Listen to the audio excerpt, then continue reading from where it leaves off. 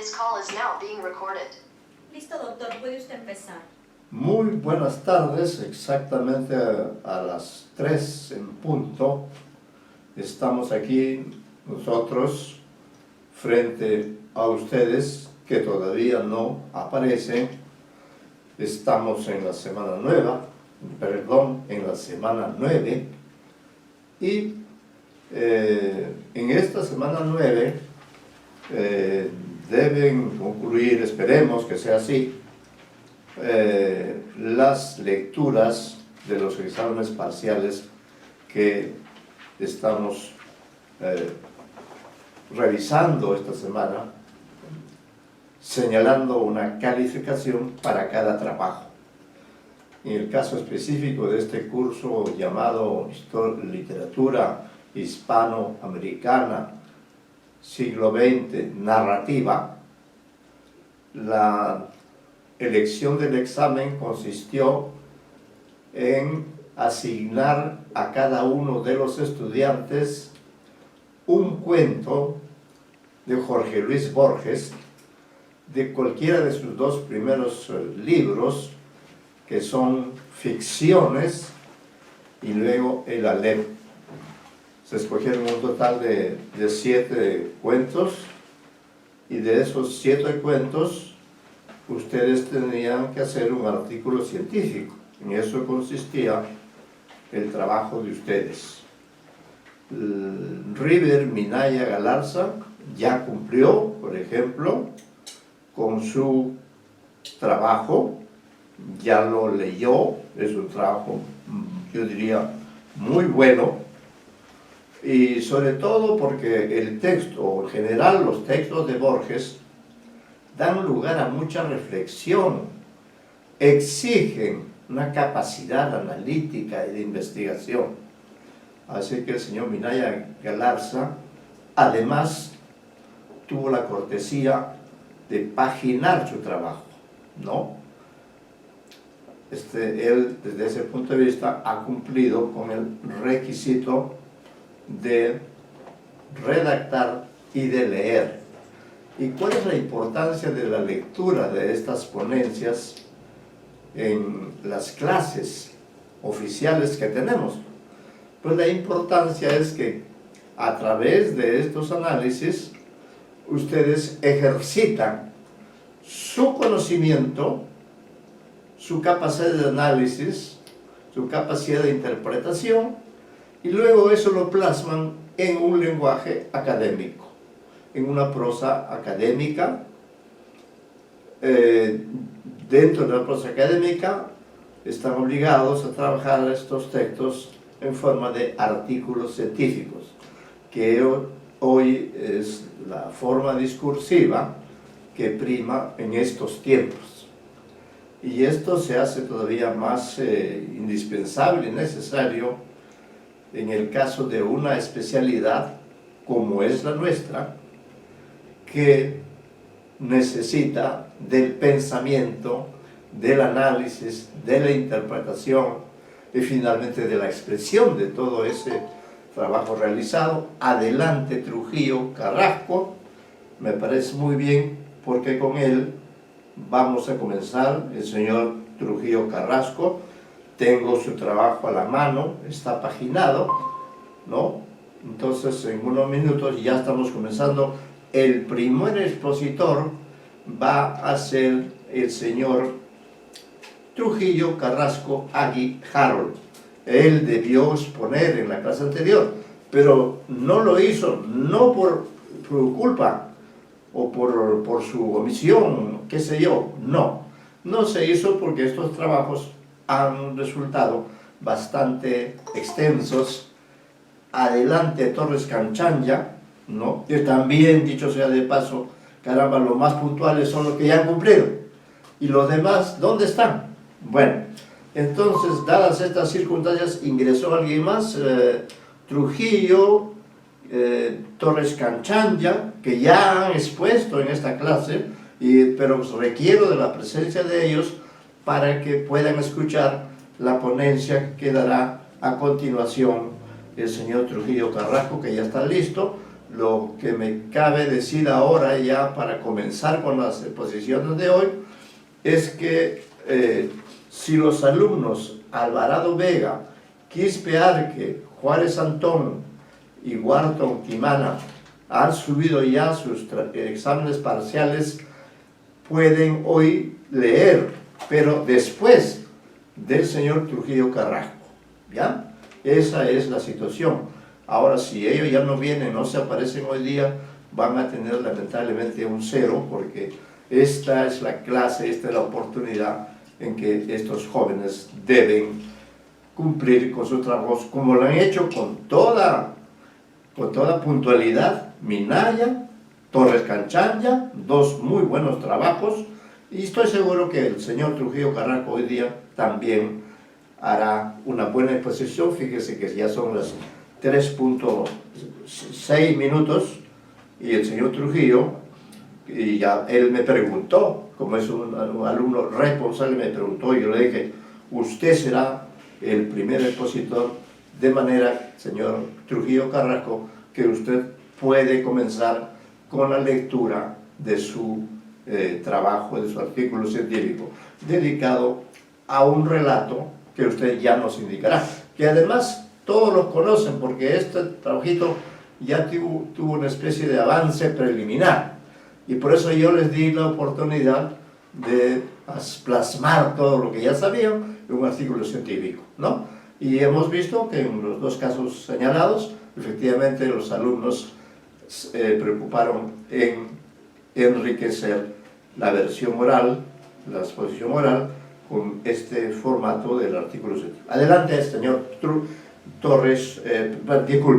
Trujillo Carrasco. Lo escuchamos atentamente. Pido a Canchanya y a todos quienes asisten. Sí, ya. Sí, bueno, mi trabajo se titula Sobre traidores y héroes, reflexiones metaficcionales en un cuento de Jorge Luis Borges. El resumen es el siguiente. El presente artículo postula que el cuento El tema del traidor y del héroe de Jorge Luis Borges presenta un carácter metaficcional, pues incide sobre la relación entre realidad y ficción, además de hacer hincapié constantemente en su propia naturaleza ficticia. A partir de esta premisa, y tomando en cuenta las ideas sobre arte expuestas por Oscar Wilde en su ensayo The Decay of Lying de 1889, se realizará un análisis del mismo.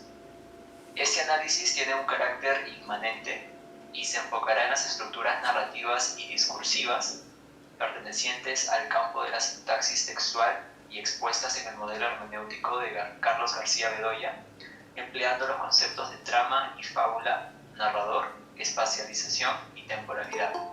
Se intenta demostrar que estos componentes sintácticos del texto están estrechamente relacionados con la reflexión metaficcional del mismo. Las palabras clave son Jorge Luis Borges, narrativa hispanoamericana, análisis, narratología y metaficción. Correcto. En la primera parte es una introducción. A pesar de haberse embarcado en el género lírico de manera temprana con Fervor de Buenos Aires de 1923, o en el género ensayístico con enriquecedores textos publicados a lo largo de los años, es innegable que la piedra angular de la obra de Jorge Luis Borges es su narrativa breve. Libros como Ficciones de 1944 y El Aleph de 1949 ofrecen cuentos que al día de hoy son clásicos de la literatura hispanoamericana. Ha sido lector de obras tanto literarias como filosóficas. Borges logró crear una obra magistralmente escrita que alberga una densidad semántica incomparable. Sus cuentos reflexionan sobre la vida, la realidad, lo imaginario, el tiempo, las paradojas, un sinfín de cuestiones filosóficas y metafísicas que muchas veces hacen creer al lector que no está entendiendo a cabalidad todas las implicaciones semánticas que el texto contiene. Es por ello que las lecturas de los textos borgianos siempre serán parciales. Las interpretaciones que el crítico realice de ellos deben ser entendidas como nuevas perspectivas, mas no como verdades últimas. En ese sentido, para el presente trabajo se ha escogido el cuento El tema del traidor y del héroe, el cual ya ha sido analizado en numerosas ocasiones, tal como se verá en el siguiente apartado, para estudiarlo a partir de un enfoque narratológico que revela cómo la sintaxis textual, en otras palabras, la manera en la que se encuentra estructurado, se condice con las reflexiones sobre la ficción que se desprenden de él. Muy bien. La siguiente parte es una revisión crítica, ¿no?, sobre este cuento, el tema del traidor y del héroe. Para poder realizar un trabajo riguroso y eficiente, es necesario, primero, conocer lo que otros autores han dicho sobre el objeto de estudio. En 1978, por ejemplo, Lilianet Brint-Rupp realizó un análisis del cuento tomando como guía el modelo estructural de Claude Bremont. Con su análisis, Brint-Rupp evidencia una relación de homología entre el narrador y Nolan, quienes tienen la función de programadores, y de Ryan y Kilpatrick, quienes son programados. Además, la autora destaca que las programaciones del narrador y de Nolan son, por un lado, complementarias, pues el primero dice que hará un relato, mientras que el segundo hace lo que el primero ha dicho. Por otro lado, son diferentes temporalmente, ya que el proyecto del narrador empieza en el presente y se dirige al futuro, mientras que el proyecto de Nolan parte desde el pasado y se manifiesta en el presente. También vislumbra una homología de descubrimientos. Ryan descubre haber escrito una historia prefijada por Nolan. El lector descubre que el proyecto del relato era el relato mismo, y el narrador descubre que su propio relato está prefigurado por la escritura. En ese sentido, Brint-Rupp postula que las homologías en el tema del traidor y del héroe generan engendramientos. El narrador engendra un proyecto y un colaborador, Nolan. Nolan engendra un relato. El relato de Nolan engendra al narrador. Una década después, Patricia Varas, en 1988, analiza el cuento partiendo de la idea de que toda nuestra sociedad está textualizada. En ese sentido, los textos literarios se alimentan de otros textos. Así, por ejemplo, a partir de la intertextualidad entre Borges y Shakespeare, identifica la noción de Dios creador presente en el cuento. Abro cita: Nolan se convierte en un Dios que tiene el poder de prefigurar y ordenar el mundo según sus designios, así como Ryan tiene el poder de decirnos o no la verdad, así como Borges puede contarnos cualquier historia. Cierro cita. También utiliza la intertextualidad con Leibniz, quien concibe que todo lo que es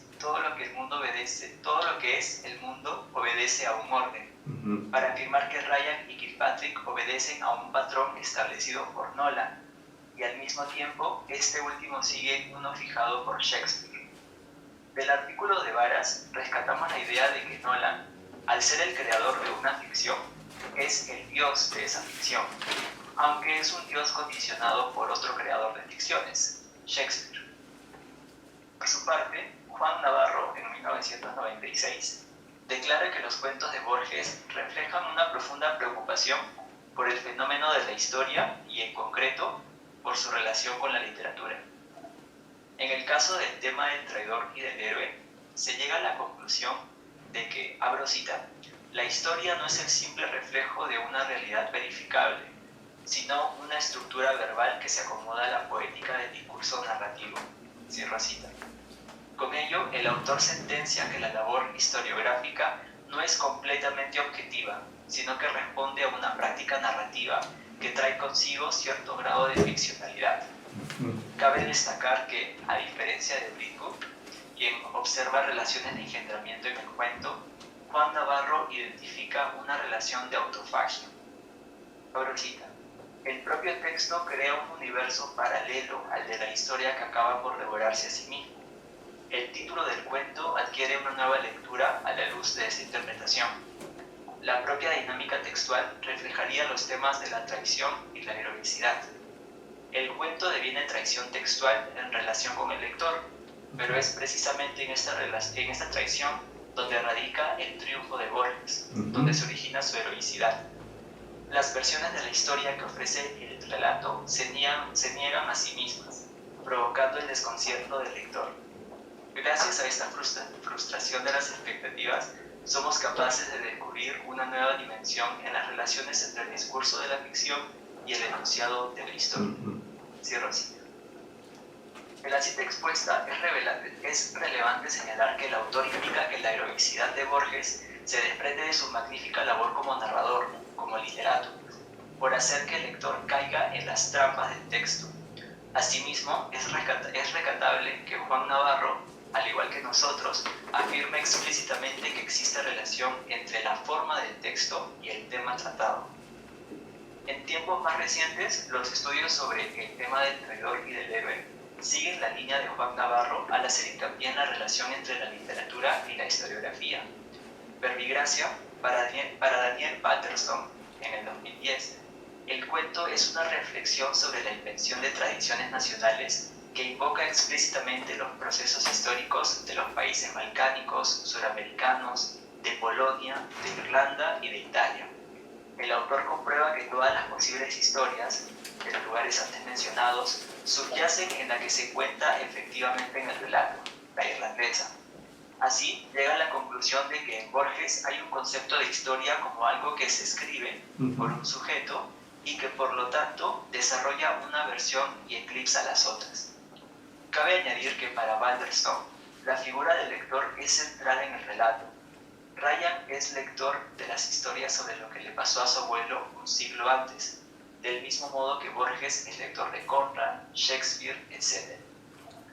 Desde un enfoque similar, Marcelo Recalde, en el 2015, identifica el modo en que aparecen representadas las nociones de historia y literatura en el cuento, afirmando que para Borges ambas categorías no son sino modos de relato, es decir, versiones e interpretaciones de lo real. En ese sentido, Borges estaría problematizando y criticando las convenciones que oponen las nociones de realidad y ficción relacionadas tradicionalmente a la historia y la literatura, respectivamente. Abro cita. Para el escritor argentino, tanto en el caso del relato histórico como el del relato literario, las fronteras no son fijas, pues puede haber mucho de invención en lo que solemos aceptar como verdad histórica y mucho de verdad en lo que se suele llamar ficción literaria. Cierro cita. Cabe añadir que Recalde también observa en el cuento analizado, primero, una muestra de cómo los relatos históricos han servido como discursos para que a partir de ellos se construyan tradiciones, y segundo, un mensaje en el que Borges parece decir a los lectores que a través del tiempo ciertas estructuras narrativas se repiten, lo cual remite a una visión cíclica de la historia. Asimismo, el autor señala que el cuento tiene una función lúdico-didáctica, ya que el escritor, es decir, el narrador del relato, invita al lector a su laboratorio, abro cita, para mostrarnos los materiales y el modo en que los cambia, la manera en que selecciona o desecha tal o cual circunstancia o dato. Claro, una especie de llamada de atención al modo de no olvides que esto que escribo es un artificio y no la verdad. En el fondo, el autor está jugando con esos materiales, subcomunicándonos que más importante que la velocidad de los hechos que componen un texto es el modo en que los mismos se presentan y cómo a través de su estructura, la de los relatos, estos pueden convertirse en símbolo de algún aspecto de la condición humana. Cierro cita. Lo que señala Recalde sirve como antecedente para nuestro trabajo, pues recalca que en el tema del traidor y del héroe hay un narrador que de forma consciente y deliberada le comunica al lector que los sucesos narrados no son reales, sino que son ficticios. Esto incita a pensar que lo verdaderamente importante del cuento es su forma y organización. A partir de un análisis hermenéutico, Diego Alonso, en el 2017, postula 3 ideas que ponen de manifiesto la relación entre ficción y pasado en el texto. Primero, anuncia que en la literatura borgiana, la ficción del pasado no es contraria a la verdad. El cuento analizado desarma la oposición entre imaginar un argumento, entiéndase crear una ficción, y narrar la historia de hechos efectivamente acontecidos, esto es, enunciar la verdad histórica. En segundo lugar, el autor afirma que en su relación al pasado, las formas e imágenes recabadas por el escritor argentino presentifican algo ausente. Abro cita. La otredad pierde en los relatos de Borges su condición de tal y se confunde con lo mismo, lo cual resulta de la confluencia de tiempos que propicia. Cierro cita. El autor explica que al final del cuento, cuando Ryan decide callar el descubrimiento para que el relato de la nación sea perfecto, se reitera la idea de que la historia se escribe siempre en el presente y el pasado se enriquece con la subjetividad del individuo que lo relata, perdiendo así su condición de otredad. En tercer lugar, el autor declara que Borges sostiene un acercamiento estético al pasado que despliega otra forma de inteligibilidad. Ya no se trata de un mero acopio de datos o un conocimiento lógico, sino de una experiencia que involucra al individuo en un nivel intuitivo. Por su parte, García Arango, en el 2020, realiza un análisis del tema del traidor y del héroe a partir del modelo teórico de Piglia, en donde se postula que un cuento siempre narra dos historias, una visible, historia escénica, y otra oculta, historia criminal. Para la autora, la historia escénica del cuento de Borges se manifiesta en el conflicto del relato, la extraña muerte de Kilpatrick, que se desarrolla como una gran obra de teatro. Detrás de esta historia escénica subyacen tres historias criminales, entiéndase ocultas. La primera alude al pasado familiar de Borges, ya que existen similitudes entre las figuras de Ryan y Kilpatrick con el escritor argentino y su bisabuelo Manuel Isidoro Suárez. Para García Arango, esta paridad, abro cita, solo confirma un axioma de la poética borgiana, la circularidad del tiempo y de las situaciones, cierro cita. La segunda historia criminal narra algunos paralelismos con personajes históricos, por lo que Fergus Kilpatrick simboliza al héroe universal. Finalmente, la tercera historia criminal se argumenta a través de un análisis intertextual con La Torre de la Traición de Chesterton. A partir de ello, García Arango afirma que Nolan se configura como el traidor del cuento, al hacer un complot contra Kilpatrick, mientras que este último se posiciona, al final, como un héroe que muere con la verdad en el corazón, como un dios que es crucificado. Con todo este balance crítico, se puede aseverar que el tema del traidor y del héroe ha sido ampliamente analizado aplicando diversas metodologías y teorías. En los últimos estudios hay una clara primacía del enfoque historiográfico, que aborda reflexiones sobre la ficción y la realidad, la literatura y la historia, la mentira y la verdad. Aunque, como se ha visto a lo largo de este apartado, las nociones convencionales son problematizadas en el texto borgiano, la realidad llega a ser entendida como un producto de la ficción. Ahora bien, es importante recordar que algunos críticos han emitido luces sobre el aspecto metaficcional del cuento, pero no se han explayado detalladamente al respecto. Por ello, este balance sirve como justificación para el presente trabajo, que se encargará de demostrar cómo el cuento, a través de sus estructuras narrativas y discursivas, emite reflexiones sobre la ficción y los héroes traidores que crean ficciones. La siguiente parte es el marco teórico. Consideramos que el cuento analizado reflexiona periódicamente sobre la ficción y la realidad, característica que, como se vio en el subcapítulo anterior, la crítica ha señalado en varias ocasiones. Además, postulamos que la instancia enunciadora del texto, el narrador, advierte al lector, desde el comienzo del relato y en digresiones posteriores, la calidad ficticia del mismo. Con esto aparece la categoría de metaficción, la cual es definida por Patricia Woke como fictional writing which self-consciously and systematically draws attention to its status as an artifact in order to pose questions about the relationship between fiction and reality. Cierro cita. El carácter metaficcional del cuento invita al lector a prestarle especial atención a su forma, a su organización.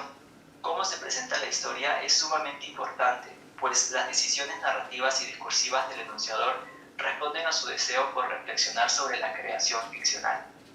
Las reflexiones que se desprenden del cuento se condicen con ciertos postulados sobre el arte que Oscar Wilde expresa en The Decay of Life de 1889.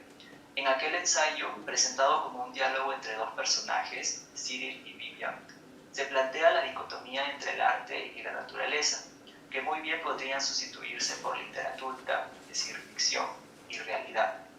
Si la mentalidad aristotélica postulaba que el arte imitaba la naturaleza, White dirá lo contrario, es la vida la que imita al arte. De esta manera se rechaza la idea del arte como mera copia, como mero reflejo de la realidad. Para Oscar Wilde, el arte no expresa nada excepto a sí mismo. Lo importante es la forma, el trabajo estético. Abro cita. Remote from reality and with her eyes turned away from the shadows of decay, art reveals her own perfection. Cierro cita. Así, se piensa que mientras la realidad es lo verdadero, el arte es falso, aunque para Wilde, la falsedad del arte no tiene una connotación negativa. Abro cita. The final revelation is that lying, that telling of beautiful and true things is the proper aim of art. Cierro cita. Se entiende que para analizar una obra de arte, en este caso una obra literaria o ficcional, es imprescindible detenernos en su organización, en la forma en la que ha sido construida. Por ello, el análisis del presente trabajo se enfocará en las estructuras narrativas y discursivas, lo que Carlos García Bedoya en el 2019 entenderá como sintaxis textual. En primer lugar, hay que detenernos en la noción de narración, la cual se puede definir como, abro cita, una sucesión de hechos o sucesos que se desenvuelven a lo largo de un tiempo determinado. Cierro cita. Este aspecto es importante, puesto que es necesario saber qué se nos está contando en un texto para analizarlo. En el nivel narrativo aparecen los conceptos de trama y fábula, los cuales fueron trabajados por los formalistas rusos. La trama consiste en la presentación de los sucesos tal y como aparecen en el texto. La fábula implica un reordenamiento de los sucesos siguiendo un orden lógico y cronológico. Cabe añadir que García Bedoya identifica tres modalidades básicas de organización de la trama: el encadenamiento, el cual es el método de entramado más simple, pues consiste en secuencias que se van uniendo por yuxtaposición; la alternancia, con la cual dos o más líneas narrativas se presentan de manera paralela; y el encaje, también conocido como las cajas chinas, en el cual una primera historia contiene una segunda, la segunda contiene una tercera y así sucesivamente. Ahora bien, en el plano discursivo se enfoca principalmente en cómo se cuenta lo narrado. En esta oportunidad, para el análisis de las estructuras discursivas, nos centraremos especialmente en la instancia del narrador, la temporalización y la espacialización. Por un lado, el narrador es, abro cita, el sujeto de la enunciación discursiva. Mediante su discurso enuncia los sucesos y las secciones que configuran el relato.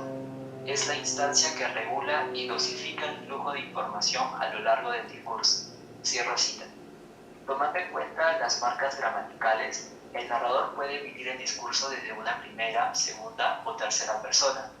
La decisión que opte no es gratuita y debe ser tomada en cuenta para la interpretación. Además, el narrador puede participar o no en la historia narrada. Si participa en la historia y es al mismo tiempo protagonista, entonces se denomina autodiegético. Si participa en la historia pero no es protagonista, se le llama homodiegético. Y si no participa en los sucesos narrados, es heterodiegético. En cuanto al nivel en que se ubica, el narrador puede ser extradiegético, si se encuentra fuera de la diégesis, o intradiegético, si se encuentra dentro. Finalmente, García Bedoya indica que la espacialización se establece a partir del aquí, de la enunciación, y la temporalización a partir de la hora.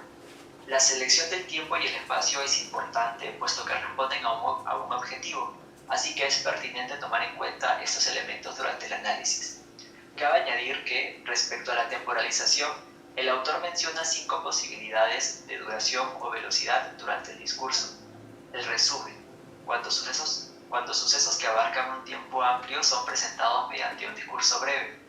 Escena, cuando el desarrollo de los sucesos abarca un tiempo similar al tiempo del discurso. Alargamiento, cuando sucesos narrativamente breves son discursivizados con amplitud. Elipsis, cuando transcurre un determinado tiempo narrativo, pero el discurso dedicado a ese lapso es nulo o mínimo. Y la pausa, cuando hay un desarrollo discursivo a pesar de que no hay un transcurrir temporal. En la siguiente parte ya se analiza el análisis del tema del traidor y del héroe. Al enfocarnos en la estructura narrativa del cuento, identificamos, primero, que presenta 2 líneas narrativas. La primera es brevísima, pues abarca solo el primer párrafo del cuento, y se centra en la figura del narrador. La segunda, por su parte, es mucho más extensa, ya que empieza desde el segundo párrafo hasta que acaba el texto. Esta última línea narrativa es la que se centra en Fergus Kilpatrick, James Nolan y Ryan, los personajes inventados por el narrador.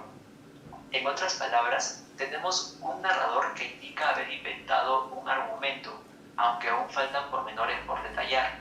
Este es el primer nivel. Y luego se tiene la narración de aquel argumento, con sus personajes y su gran intriga. Este es el segundo nivel. Al seguir con el análisis, se evidencia que los sucesos narrados en el segundo plano no están presentados cronológicamente, sino que tienen un orden artificial. Primero, se menciona a grandes rasgos la figura de Fergus Kilpatrick, el héroe de la historia. Fue un revolucionario irlandés del siglo XIX que murió en extrañas circunstancias. Luego de ello, es presentado Ryan, el bisnieto de Kilpatrick y el supuesto narrador de la historia en 1924, 100 años después de la muerte del héroe irlandés, realizando una biografía de su bisabuelo. Durante la investigación de Ryan, son encontrados detalles llamativos sobre la muerte de su abuelo, que parecen imitar primero hechos históricos y luego hechos ficticios. Ryan sigue investigando y aparece el nombre de James Alexander Nolan, quien, además de haber sido el más viejo amigo de Kilpatrick, fue también un traductor de Shakespeare y aficionado de los Festspiele. Además, descubre que Kilpatrick había firmado, pocos días antes de su muerte, la sentencia de muerte de un traidor, cuyo nombre había borrado. Con su ardua labor de biografista, Ryan resuelve el enigma. Kilpatrick había encomendado a Nolan descubrir al traidor entre los revolucionarios. Después, el 2 de agosto de 1824, en plena reunión de conspiradores, Nolan anunció que el traidor era el mismísimo Kilpatrick, mostrando pruebas irrefutables sobre su afirmación. Kilpatrick es sentenciado a muerte por todos los conspiradores, algo que él acepta, firmando su propia sentencia, pero pidiendo que ello no perjudique a la patria. Debido a ello, Nolan concibió un proyecto que permita ejecutar a Kilpatrick sin que el pueblo se entere de lo que en realidad pasaba. Una representación teatral que comprendió varios días, tuvo la participación de varios actores, incluido el mismo Kilpatrick, y tomó lugar en toda la ciudad. Esta representación, influenciada por la obra del inglés William Shakespeare, culminó el 6 de agosto de 1824, cuando se dio muerte a Kilpatrick con un balazo. Después de conocer esta verdad, escondida durante 100 años, Ryan decide silenciar el descubrimiento. La trama de la segunda línea narrativa se encuentra organizada como una alternancia, ya que se mezclan dos tiempos distintos, el de Ryan en 1924 y el de Fergus Kilpatrick y Nolan en el siglo XIX. Esta alternancia sirve para generar intriga en el lector, pues parece como si estuviera descubriendo los hechos a la par que el mismo personaje de Ryan. Además, es preciso señalar que la resolución del enigma pone de manifiesto la aparición de una nueva ficción en el cuento, la puesta en escena de la muerte de Fergus Kilpatrick. Esto da lugar a un entramado de cajas chinas, pues tenemos una historia dentro de otra. Si la línea narrativa 1 es una primera ficción, la línea narrativa 2 es una segunda ficción y alberga a su vez una tercera ficción. Con esto se alza la figura de Nolan, ya que, al igual que el narrador, es también un creador de ficciones. Ahora que ya hemos expuesto los elementos más relevantes de la estructura narrativa del cuento y que hemos distinguido las tres ficciones presentes en la diégesis, podemos continuar con el análisis de la estructura discursiva del tema del traidor y del héroe. A diferencia de algunos autores, para quienes existe más de un narrador en el cuento, como Juan Navarro en 1996 o García Arango en el 2020, consideramos que en el texto solo existe un narrador, el cual cambia ciertos rasgos de su discurso al momento de pasar del primer al segundo plano narrativo. Así, por ejemplo, en el primer párrafo, que pertenece a la primera línea narrativa, que es la primera ficción, esta instancia discursiva utiliza la marca gramatical de la primera persona en singular. Abro cita: he imaginado este argumento, que escribiré tal vez y que ya de algún modo me justifica en las tardes inútiles. Cierro cita. De este modo, el narrador se configura como un personaje de la primera ficción, que se sabe conocedor de la obra de Chesterton, así como también de la filosofía de Leibniz. No obstante, su característica más relevante radica en que es un creador de ficciones. La decisión de incluirse en este primer nivel como un narrador personaje no debe ser subestimada. El lector debe cuestionar las decisiones del enunciador. ¿Por qué utilizar la modalidad de la primera persona? ¿Para qué incluir un primer plano narrativo en donde se presente al narrador como un personaje? Si todo responde a un fin, entonces planteamos que esto se debe al carácter metaficcional del cuento. De hecho, podría plantearse que en la primera ficción el narrador es el protagonista, narrador autodiegético e intradigético. En otras palabras, el creador de ficciones asume un papel protagónico en el cuento. La espacialización en este nivel es indeterminada, puesto que no existe alguna descripción del lugar físico desde el cual el narrador enuncia su discurso. Por su parte, la temporalización sí es expresada de manera directa, 3 de enero de 1944. Además, es relevante que el tipo de temporalidad de la primera línea narrativa sea la pausa. Hay un desarrollo discursivo, la voz del narrador, pero no hay un transcurrir temporal narrativo. Esto revela el carácter monológico de este primer plano. Nos encontramos ante un discurso íntimo en el que el narrador comenta sobre su proceso de creación, sus influencias, su trabajo aún incompleto. Tal como decía Recalde en el 2015, el narrador nos invita a su laboratorio. Con todo esto, vislumbramos cómo el tema de la ficción y la figura del creador de ficciones son presentados desde el comienzo del relato. En el segundo plano narrativo, el narrador pasa a enunciar la diégesis a través de la tercera persona. La pérdida del yo y la utilización de la tercera persona implica un distanciamiento del narrador con los hechos narrados. Esto tiene sentido, puesto que el segundo nivel es una invención, una creación ficticia del narrador. Por ello, este último pasa a convertirse en un narrador heterodiegético y extradiegético. Así, nos presenta a los 3 personajes principales de su argumento, Fergus Kilpatrick, James Alexander Nolan y Ryan. En cuanto a la temporalización, esta segunda ficción se desarrolla entre el siglo XIX y el siglo XX. En este nivel, el tipo de temporalidad predominante es el resumen, pues la historia narrada abarca temporalmente un siglo, pero discursivamente se desarrolla en unos cuantos párrafos. Esto pone de manifiesto el trabajo de síntesis del narrador para presentar los hechos más relevantes del argumento en un orden apropiado para generar intriga en el lector. Por su parte, se concluye que la espacialización de esta segunda ficción se da en Irlanda. Sin embargo, es esencial tomar en cuenta las digresiones perpetradas por el narrador en ciertas ocasiones del relato, ya que estas pausas hacen presente la figura del narrador como creador de ficciones, retomando las reflexiones metaficcionales del cuento. Así, en la segunda línea narrativa, el narrador duda sobre dónde situar el argumento inventado. Abro cita. La acción transcurre en un país oprimido y tenaz. Polonia, Irlanda, la República de Venecia, algún estado sudamericano o balcánico. Cierro cita. A pesar de hablar en tercera persona, que en muchos casos remite a un deseo por contar las cosas objetivamente y pretender una despersonalización con la historia, el narrador le recuerda al lector el estatuto ficticio, inventado, falso de los sucesos narrados. El lugar y el tiempo son escogidos por comodidad narrativa, es decir, por razones estéticas que sirvan para desarrollar la ficción de la mejor manera. Esta reflexión se condice con las ideas de Oscar Wilde, para quien el fin último del arte es el arte, no decir algo real o verdadero. De manera similar, el narrador vuelve a realizar una digresión al final del tercer párrafo. Abro cita. Ryan investiga el asunto. Esta investigación es uno de los hiatos del argumento y logra descifrar el enigma. Cierro cita. El comentario del narrador vuelve a retomar la temática metaficcional expuesta desde la primera ficción, el proceso creativo y el desarrollo de la ficción. Con este recordatorio, el lector reconoce que lo que está leyendo no solo es algo inventado, sino que incluso está incompleto. Aunque lo más importante de esto es que apenas se cierran los paréntesis, el lector vuelve a sumergirse en la segunda ficción, deseoso por conocer la solución del enigma de la muerte de Kilpatrick. Poco le importa al lector que el mismo narrador confiese que aún no sabe cómo es que se descubrió aquello. El lector se encuentra inmiscuido en la lectura, el narrador ha hecho un buen trabajo. La tercera ficción se encuentra insertada en la segunda línea narrativa y la conocemos gracias al descubrimiento de Ryan.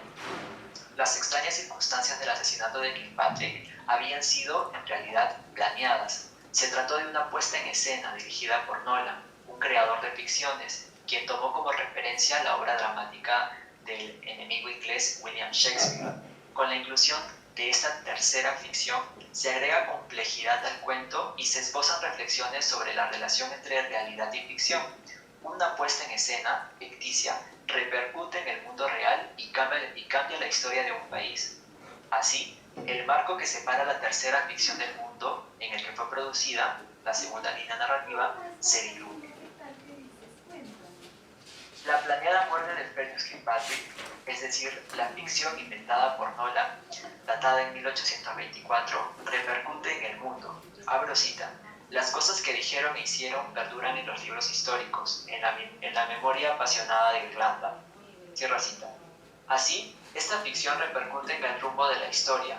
Debido a la muerte de Fergus Kilpatrick, estalló la revolución que posteriormente terminará con la victoria de los rebeldes y la independencia de Irlanda. El narrador invita al lector a reflexionar sobre el papel de la ficción en la realidad. Pero esto no acaba allí. Al final del cuento parece alterarse incluso la primera ficción. Abro cita: al cabo de tenaces cavilaciones, resuelve silenciar el descubrimiento. Publica un libro dedicado a la memoria del héroe. También eso, tal vez, estaba previsto. Cierro cita. Con suma maestría, el narrador introduce un adverbio de duda que despierta intriga en el lector, ya que parece ser que Nolan, perteneciente a la segunda ficción, logra superar a su creador, el narrador de la primera ficción.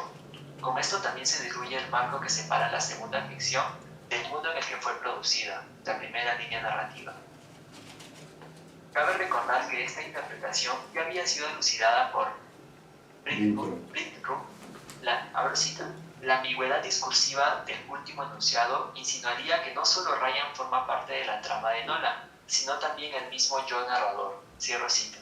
Recordemos que en la primera ficción, el narrador se enuncia a sí mismo, uso de la primera persona, y se entiende que es un creador de la ficción. Al ser el creador de estos mundos inventados, se configura como un dios. Él inventa los sucesos, sabe de ellos y los controla. Pero el cuento, por su carácter metaficcional, desprende una idea que postula la autonomía de la ficción. El uso del tal vez sugiere que el narrador no está en control total de su propia creación. La ficción se le escapa, va más allá de él. De hecho, si regresamos a la primera línea narrativa, encontraremos que el narrador ya confesaba desde el comienzo su limitado conocimiento sobre su propia ficción. Abro cita: faltan pormenores, rectificaciones, ajustes. Hay zonas de la historia que no me fueron reveladas aún. Cierro cita. Por lo tanto, el narrador juega con la idea de que su ficción se le escapa de las manos, que su propio personaje se vuelve indescifrable. ¿Estaba planeado por Nolan que Ryan descubriera el secreto 100 años después y decidiría silenciar la verdad? No lo sabemos, porque el narrador tampoco lo sabe. Luego de haber analizado todos estos detalles, el título del cuento no resulta totalmente desligado del carácter metaficcional del mismo. ¿Qué tienen que ver las figuras del héroe y del traidor con las ideas sobre la ficción desprendidas del cuento? Las reflexiones que suscita el texto conciben la literatura, la ficción, como algo inventado, artificial. Desde un punto de vista histórico convencional, la literatura narra mentiras, pues los sucesos que se le muestran al lector no son reales ni fácticos. En ese sentido, el escritor es una especie de traidor, pues los intrigantes acontecimientos que nos brinda son, al fin y al cabo, pura ficción. El escritor conmueve, intriga y enamora al lector con su puesta en escena, es decir, logra afectar al lector real a través de acontecimientos falsos. Aquí se levanta la figura de Nolan, un creador de ficciones que ha engañado a todo un pueblo, haciéndoles creer que Fergus Kilpatrick era un héroe y que murió en extrañas e inesperadas circunstancias. Pero si se toma en cuenta la repercusión de esta mentira, Nolan también se establece como un héroe, pues su ficción permite que la revolución estalle. Así, el creador de ficción es también un héroe. ¿En dónde radica su heroicidad? En su arte. Con las ideas de White se puede asegurar que la genialidad del escritor radica en su trabajo estético, en su creatividad, en su ingenio, en poder inventar estas beautiful and true things y hacer que el escritor se inmiscuya en ellas. Nolan lo logró, y el narrador del cuento también, y la heroicidad de este último es incluso superior, ya que a diferencia de Nolan, el narrador recuerda constantemente al lector de la naturaleza ficticia de lo que le está contando, pero el lector sigue leyendo porque las estructuras narrativas y discursivas empleadas han sido perfectamente trabajadas para tal objetivo. Un héroe realiza grandes hazañas, y la ficción es, tal vez, una de las más grandes hazañas del hombre. Muy bien, muy bien. Okay. La siguiente parte son las conclusiones del trabajo. Uh-huh. A manera de conclusión, se puede afirmar que las estructuras narrativas, ¿no?, las líneas narrativas, la trama y su organización, así como las estructuras discursivas, la instancia del narrador, la temporalidad y el espacio, del tema del traidor y del héroe, se condicen con el carácter metaficcional del mismo. Así, por ejemplo, la existencia de una primera línea narrativa en la que el narrador se enuncia a sí mismo, primera persona singular, y se configura como un narrador autodiegético e infradiegético, revela la relevancia del creador de ficciones. La segunda línea narrativa, por su parte, que presenta un entramado en alternancia y en cajas chinas, ejemplifica el trabajo estético y minucioso de este narrador para crear una ficción que atrape e intrigue al lector. La decisión del narrador de cometer digresiones durante su relato para recordar al lector la naturaleza ficticia del mismo no solo enmarca el texto en la categoría metaficcional, sino que también enaltece la figura del creador de ficciones como un héroe que logra lo imposible, hacer que el lector siga inmiscuido en la narración a pesar de conocer que todo es artificial, falso. Por otra parte, la progresiva disolución de los marcos que separan las tres ficciones del relato sirve para reflexionar sobre el impacto de la ficción en la realidad, pero también para agregar mayor complejidad a la relación entre creador y ficción. Pareciese que el creador no es el dios de su ficción, sino que ésta cobra autonomía, se vale por sí misma, rompe con la lógica del mundo real. Uh-huh. Y eso es todo. Muy bien, muchas gracias. Brillante, brillante trabajo en su desarrollo, en el empleo de las citas para ver la historia del texto, que ha sido, como te señalamos en este capítulo 2, una revisión de la crítica sobre el tema del traidor y del héroe. En ese sentido, su trabajo es un buen ejemplo para trabajar especialmente textos como el de Borges, que juega, como usted dice, entre la realidad y la ficción, ¿no? Y también incluye lo metaficcional. Y termina, en realidad el único héroe en todo esto es el escritor, ¿no? Pero las historias falsas o inventadas, Nolan también es otro creador de ficción, ¿no? Y el bisnieto, ¿no?, Kilpatrick, también, supuestamente es un historiador, pero decide callar lo que ha descubierto y escribe una biografía del héroe, ¿no? Magistral relato y magistral, señor Trujillo, brillante su trabajo, lo felicito. Yo sería la idea que usted a este texto lo trate de publicar, ¿no? Publicar, porque es un magnífico análisis. Además, usted no se ha detenido a digamos, explicarnos, no solo ha explicado las líneas narrativas, sino las ha graficado, de manera que uno puede entender con más facilidad, ¿no?, con el cuadro que está en la página 10 y luego también en la página 12, la tercera ficción, la puesta en escena, que es extraordinaria, porque incluso juega también aquí, diríamos, la cuestión política, ¿no? Es decir, que la rivalidad que hay entre Inglaterra e Irlanda, que son pues rivales, ¿no? Así que en ese sentido pues lo felicito verdaderamente, y creo que es mejor que usted no haya expuesto en la clase anterior, porque ahora ha tenido esta oportunidad en el primer momento y lo ha hecho magistralmente. Yo he leído, releído ese cuento y como usted dice, pues lo que hace Borges es jugar con nosotros, ¿no? Después de leer ese relato, con las libertades que se da este narrador, uno se queda estático realmente, ¿no? Le agradezco muchísimo. Yo sé que habría lugar por unas preguntas, o quiere usted afirmar algo. ¿Qué ha sido? Yo creo que eso es importante,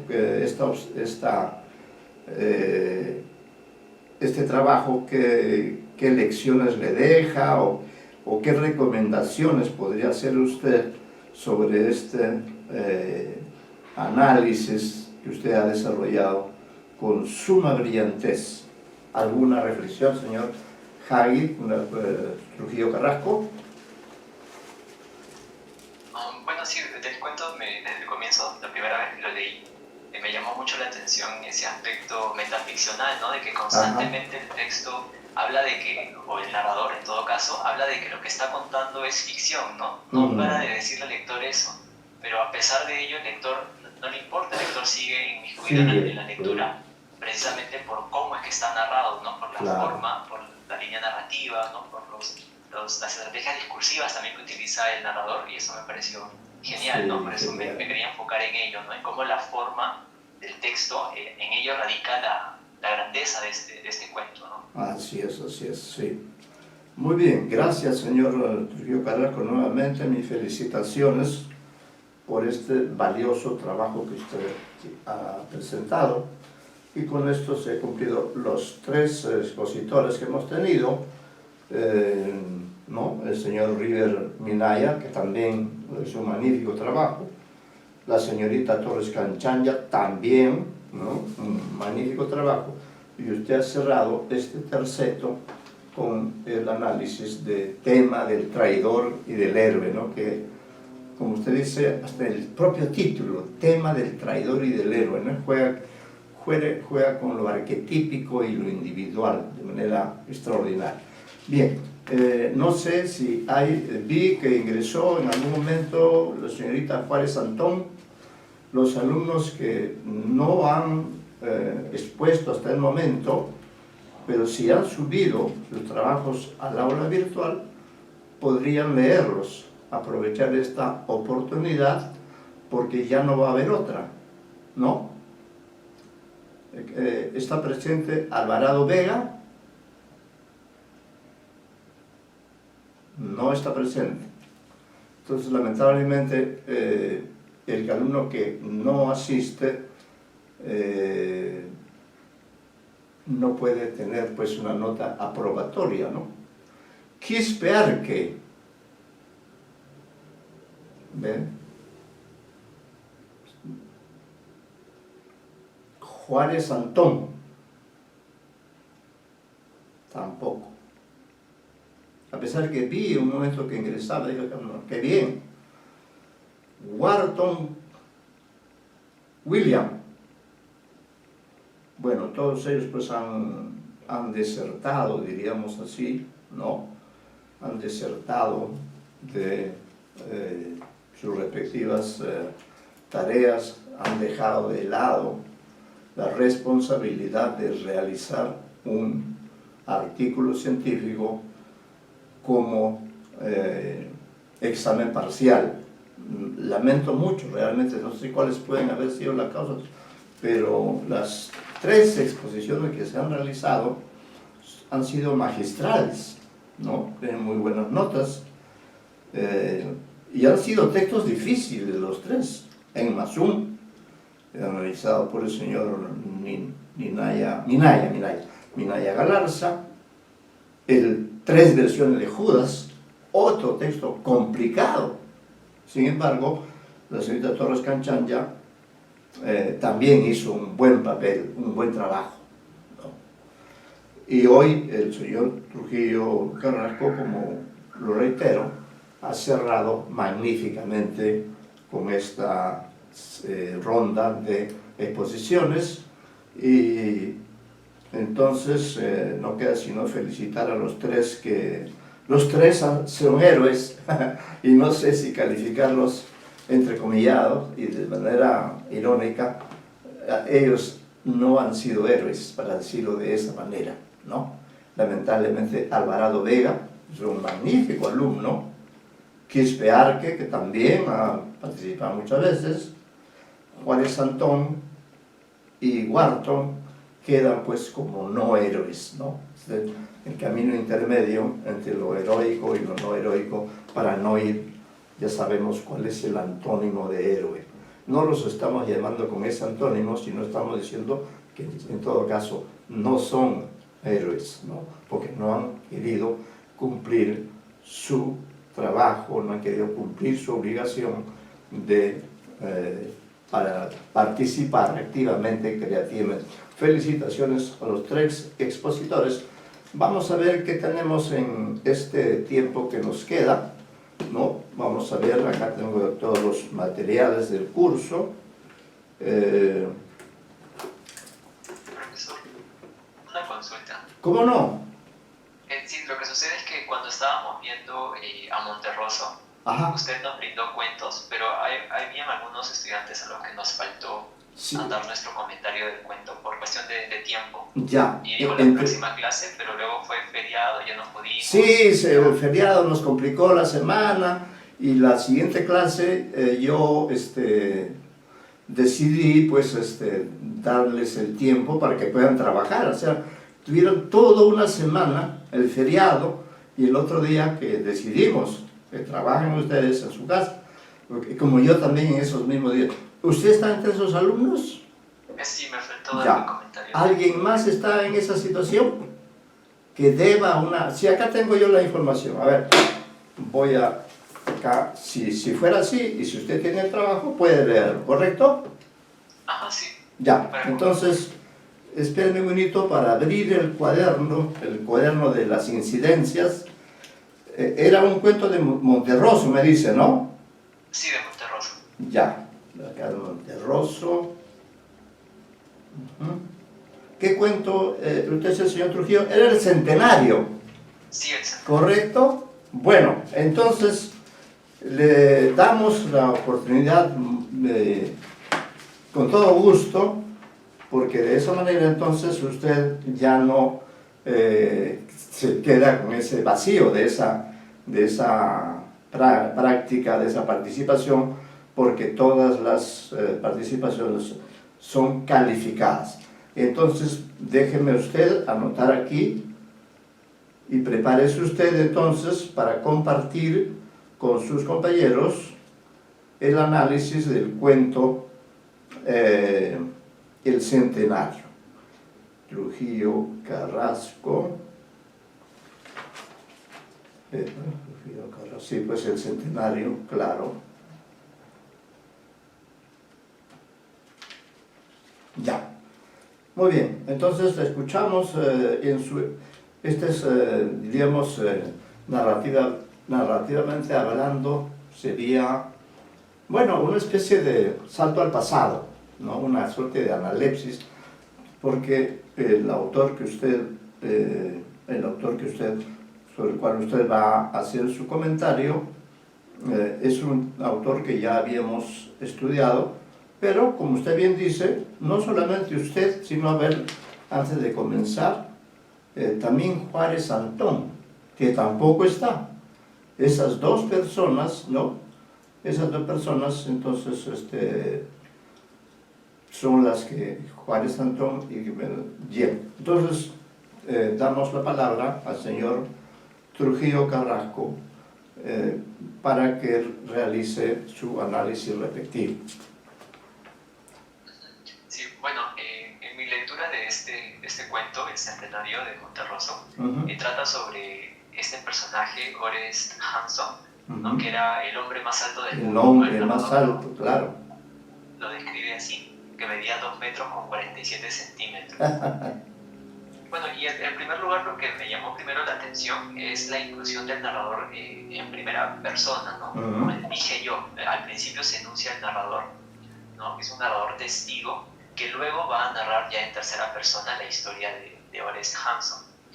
También en este narrador he encontrado un leve humor irónico, ¿no? Por ejemplo, cuando menciona que los periodistas, con la imaginación que los caracteriza, lo llamaban el hombre jirafa, ¿no? Hay como una breve ironía Claro. hacia los periodistas, por ejemplo, ¿no? Que dice que tienen una imaginación que los caracteriza, lo llaman a este hombre alto el hombre jirafa, ¿no? Que en realidad no hay mucho de imaginación allí, porque es muy fácil, ¿no? Llegar a ese apodo, por ejemplo. Y luego tenemos al personaje principal, que es Orest Hansson, al cual lo cataloga como el malogrado sueco, ¿no? El término del malogrado, El malogrado sueco. ese adjetivo malogrado da a entender como que es un personaje que va a entrar como que en decadencia, ¿no? Sí. Esa moral, ¿no? Luego vamos a ver lo que sí es de manera moral, ¿no? Entonces, este personaje, por su condición, ¿no? Que es gigantismo, es débil, ¿no? No puede valerse por sí mismo, tienen que alimentarlo, sus familiares, atarle los zapatos, tiene que haber alguien que recoja las cosas que se le caen al suelo, ¿no? Pero lo que me parece interesante de este cuento también es que hay ciertas partes de la narración que sugieren un matiz medio fantasioso, ¿no? Medio mágico. Por ejemplo, en una parte el narrador indica, abro cita, en verdad su reino no era de este mundo y se podía adivinar en sus ojos tristes y lejanos una persistente nostalgia por las cosas terrenales. Cierro cita. ¿No? Entonces, en esta cita, por ejemplo, podemos ver el tema del reino, ¿no? Como que da a entender como si fuera un mundo fantasioso, mágico. Claro. Y también otra cita, que también es similar, ¿no? Dice, abro cita, en el fondo de su corazón sentía especial envidia por los enanos y se soñaba siempre tratando, sin éxito, de alcanzar los aldabones de las puertas y echando a correr como en las tardes de su niñez. Cierro cita. En esta última cita, por ejemplo, el uso del término enanos genera ambigüedad, ya que amplía las posibilidades de interpretación, ¿no? Por un lado, enanos puede referirse a los niños, ¿no? Puede estar hablando de los niños, que sienten envidia a los niños porque son pequeños, ¿no? Pero también enanos pueden referirse a las personas que tienen esa condición, ¿no? Que sufren de enanismo, ¿no? O también el enano puede referirse a las criaturas mitológicas, ¿no? Fantásticas. Entonces como que ahí hay una polisemia, ¿no? Hay una polisemia, efectivamente. De esas maneras. Lo que sí sabemos con esta afirmación es que el personaje, ¿no? de Orest no está contento con su situación actual, no tiene una satisfacción. Sin embargo, él no desea ser como los demás, ¿no? Al indicar que desea ser como los enanos, él no está deseando ser como las personas con una estatura promedio, sino que quiere ser enano, ¿no? Que es como el otro extremo. Él es muy alto, pero quiere ser muy bajo. Muy bajo. Se va de un extremo a otro. Claro, de un extremo a otro. Entonces eso llama la atención de que no es que quiera tener una estatura promedio, sino que pide a los enanos que están al otro extremo, ¿no? Que tienen una talla ya demasiado baja también, ¿no? Entonces esto también puede referirse al tema de que uno nunca está satisfecho, ¿no? Con la situación que tiene, ¿no? Pero también que se va a los extremos, ¿no? Quiere lo totalmente opuesto. También sobre este personaje se indica que espanta a los transeúntes, ¿no? También por su misma condición de ser demasiado alto, causa miedo. Causa problemas, ¿no? Claro. Entonces, de cierta manera, se vuelve como un otro, ¿no? Para la comunidad, se vuelve como esta persona extraña, ¿no? Este ser extraño diferente a la mayoría, ¿no? Que va a causar miedo, pero al mismo tiempo se va a volver exótico, ¿no? Porque incluso van a pagar para verlo. Entonces, debido a esto se va a volver famoso, ¿no? Por ser esta persona muy alta.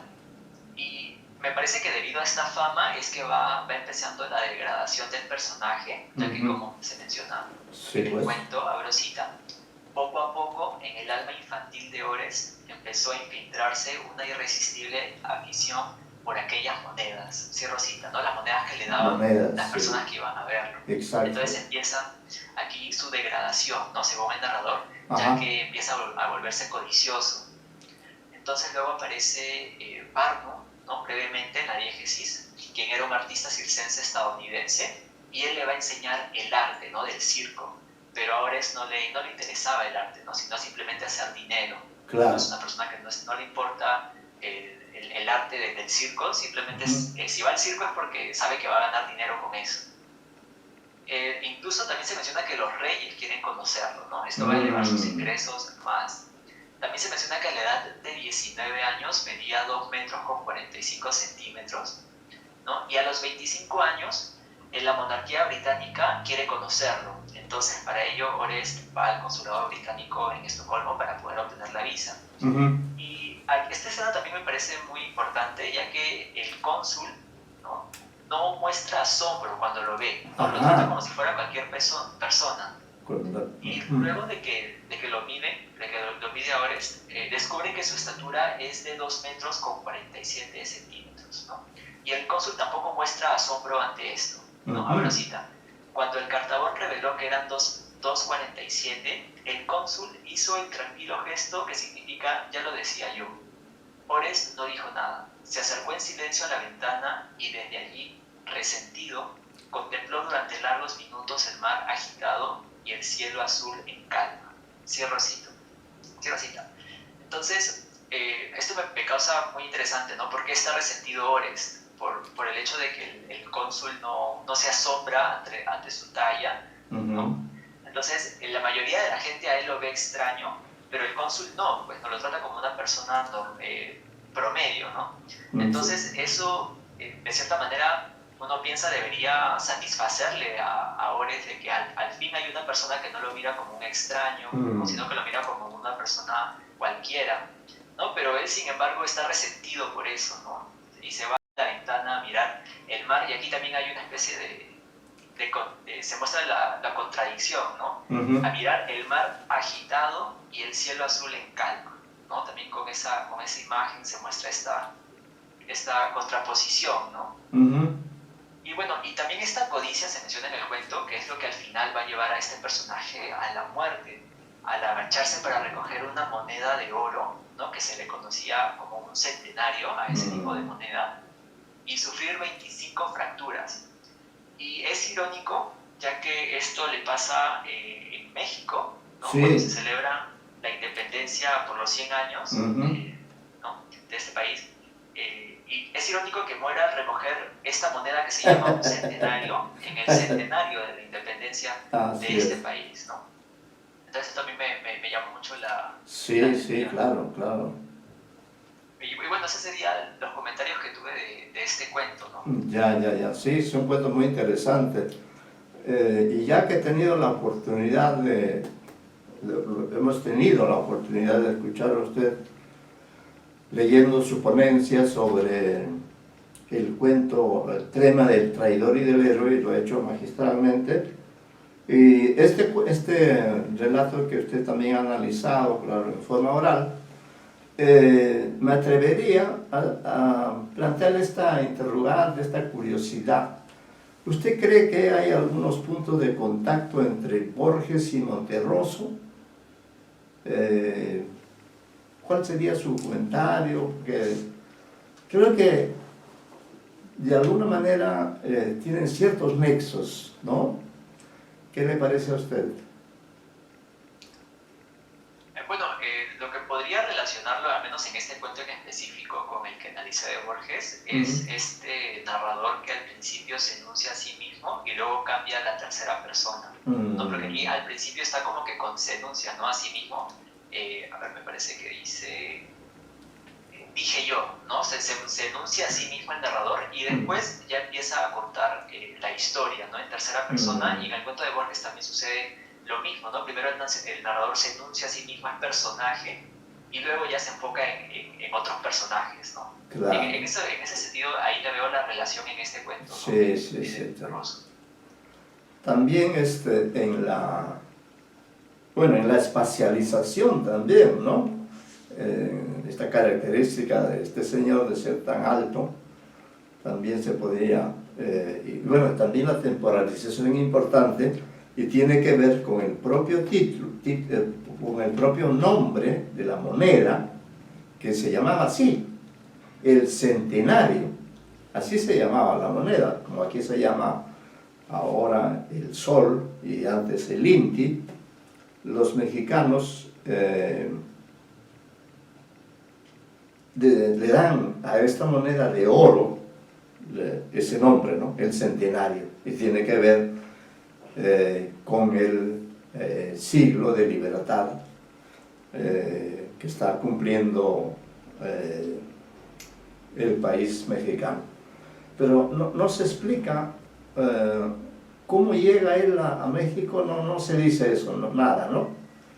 Se sabe que hay mucha gente, muchos países que ¿llega él a Inglaterra o no llega a ir a Inglaterra? Creo que sí, ¿no?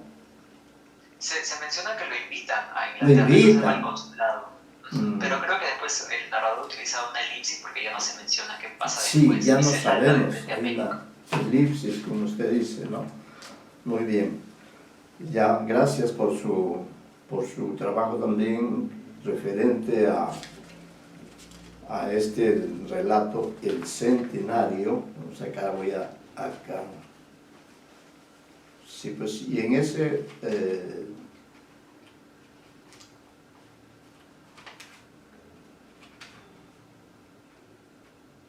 sí.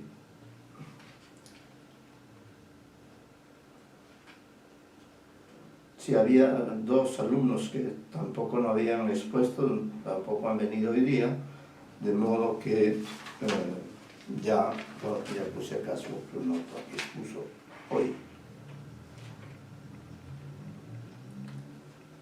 Bueno, para aprovechar el tiempo de esta primera sesión, ya en la próxima semana vamos a comenzar a trabajar acerca de Juan Rulfo. Ya el material está allí, lo pueden ustedes ver, procederemos a su lectura, así como he hecho ahora, y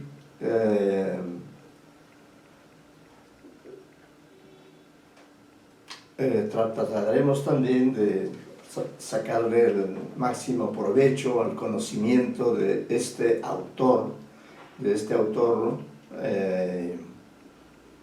tan importante como es Rulfo, que si lo relacionamos con el relato del centenario, podríamos decir más bien que el caso de Rulfo ilustra el de un escritor que tiene una obra muy breve, muy chica, muy corta, y sin embargo, a pesar de esa cortedad, de esa brevedad, sin embargo es un gran autor, ¿no?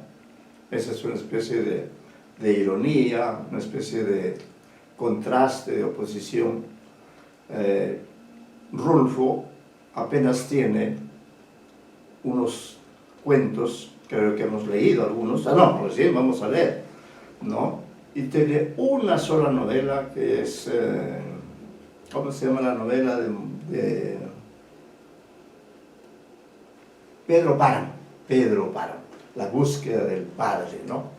Bueno, acá tengo a la mano un artículo que publiqué yo, ya les hice mención a ellos, lo tienen en el aula virtual, de manera que puedo leerles unas páginas, o en todo caso comentarles que este artículo se llama El penúltimo buen día. Es una ponencia que yo preparé en el 2007, en el año en que García Márquez, que es un autor del cual también hemos hablado, ¿no?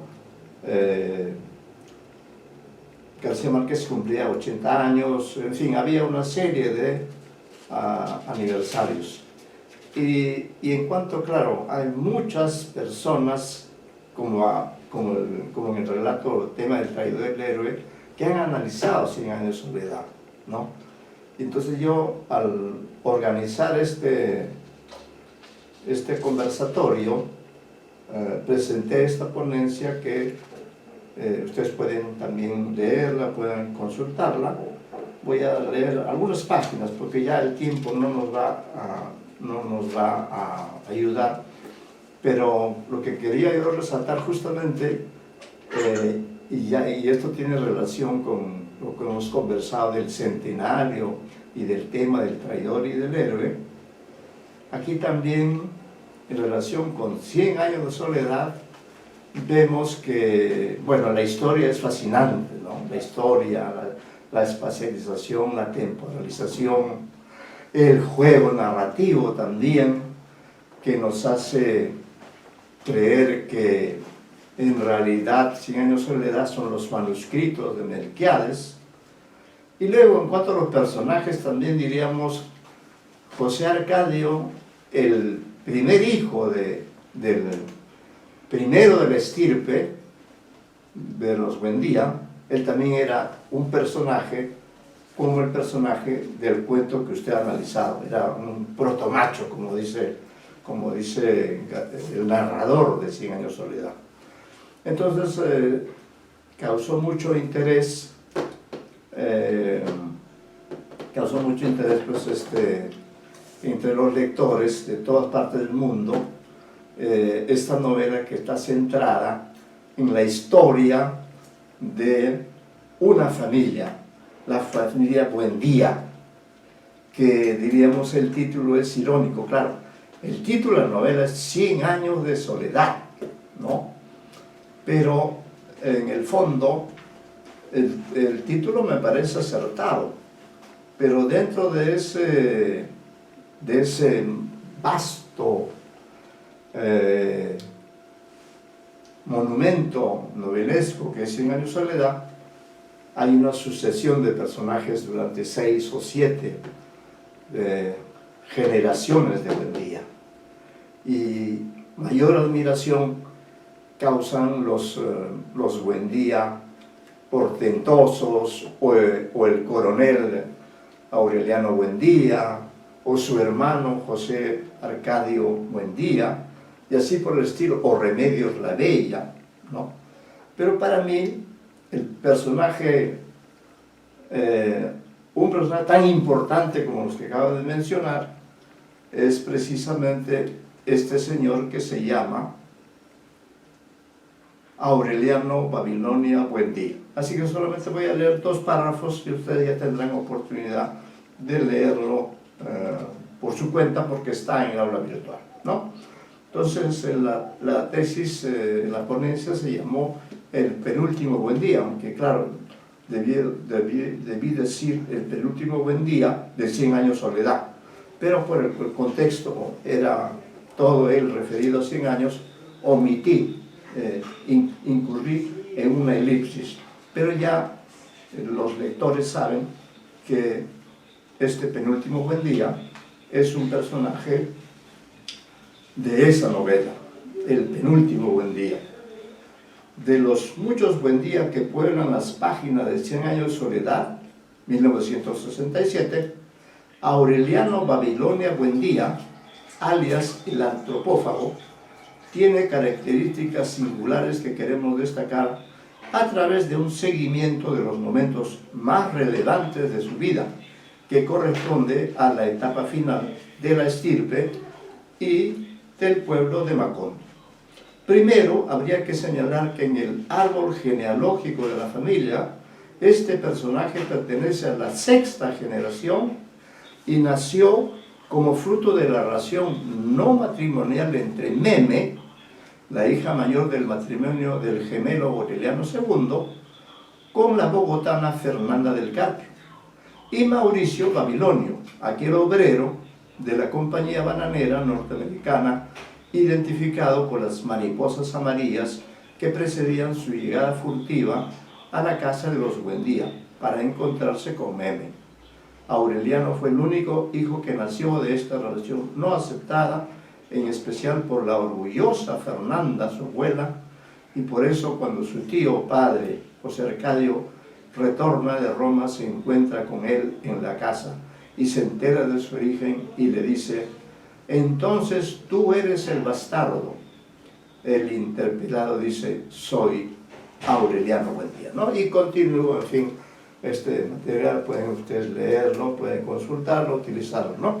Bueno, agradecemos de manera especial al señor Trujillo por sus 2 intervenciones, tanto su examen parcial excelente, ¿no? Excelente, sobre el relato tema del traidor y el héroe, que es uno de los que también a mí me gusta mucho más, y luego también su participación en el análisis del cuento El Centenario de Monterroso. Y como este es un curso de narrativa hispanoamericana, pues es correcto que nos hayamos detenido en ambos autores. Entonces, por ahora, y dejo constancia, especialmente a ustedes que están asistiendo, que creo que solamente son 2 personas, dejo constancia que ustedes 2 han cumplido, ¿no? Han cumplido con la tarea y los felicito. Felicito a las 3 personas que en la oportunidad anterior, Minaya Galarza y Torres Canchandia, cumplieron y expusieron, leyeron. Y hoy día el señor Trujillo Carrasco nos deleitó con una magnífica exposición. Entonces, quienes no se han presentado, lamentablemente ya la próxima semana retomamos el desarrollo del sílabo. Alvarado Vega, Quispe Arque, Juárez Antón, Guarton Timana ya quedan fuera de este rol de posiciones porque no han venido, no se han manifestado, simplemente han eludido su tarea. Bueno, así nos quedamos en esta instancia y nos vemos ya la próxima semana para continuar con otro autor de la narrativa hispanoamericana. Muy buenas tardes, muchas gracias. Hasta luego, profesor. Cuídese. Hasta luego, gracias especialmente señor Trujillo. Hasta luego, profesor. Hasta luego, señor Minaya, que usted también ha estado presente, ha cumplido.